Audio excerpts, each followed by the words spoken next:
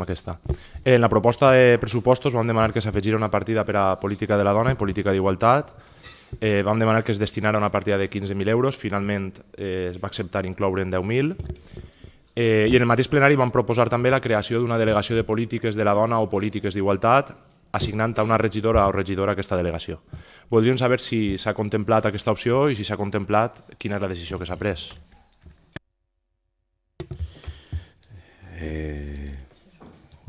Bé, doncs te contesté jo mateix, Vicent.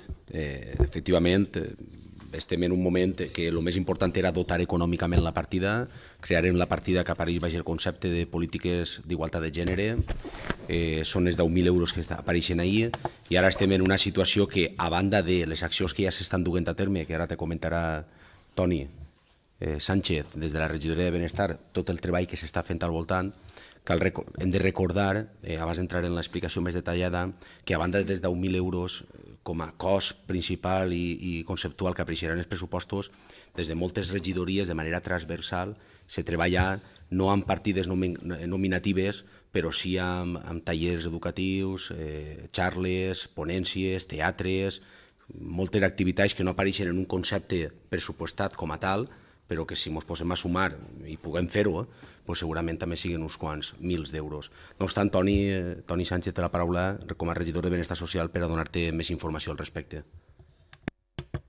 Gràcies, bona nit a totes i tots.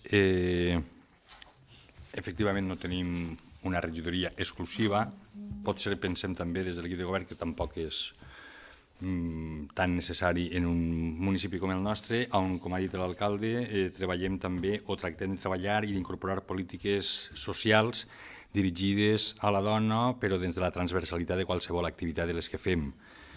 Recordar també que, a la banda de l'ús que es pugui fer d'esta partida que es va incorporar al pressupost del 2018 i que es va aprovar, encara que està pendent d'aprovar, continuem fent activitats.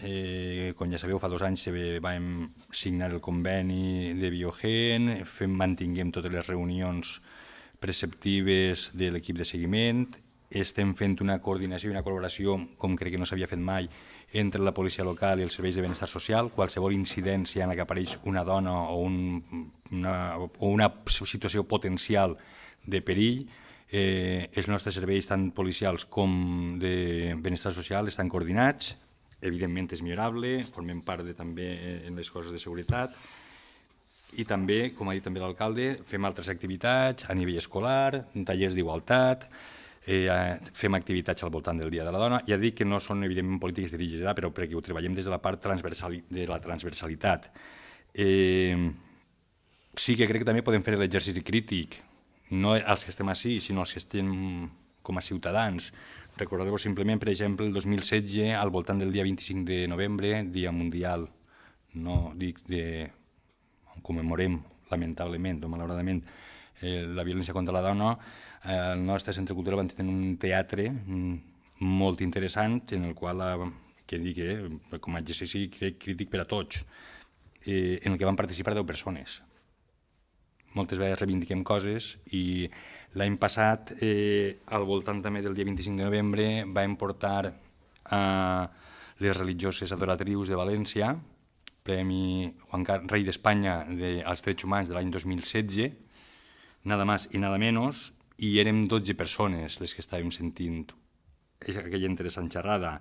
Fem altres activitats dirigides a la dona i, lamentablement, trobem a faltar que no tenim tota la participació que ens agradaria. Per tant, efectivament, podrem millorar molt, crec que estem treballant en el camí, crec que estem incorporant també, a banda d'aquesta partida de 10.000, jo crec que l'increment substancial que s'ha fet enguany també a la partida de benestar social, el que ja hem dit, ens ha permès contractar 2 treballadors socials més, una psicòloga més. Tot això també està fent que millorem l'atenció directa a les dones a través dels equips tècnics. No sé si t'he contestat, gràcies.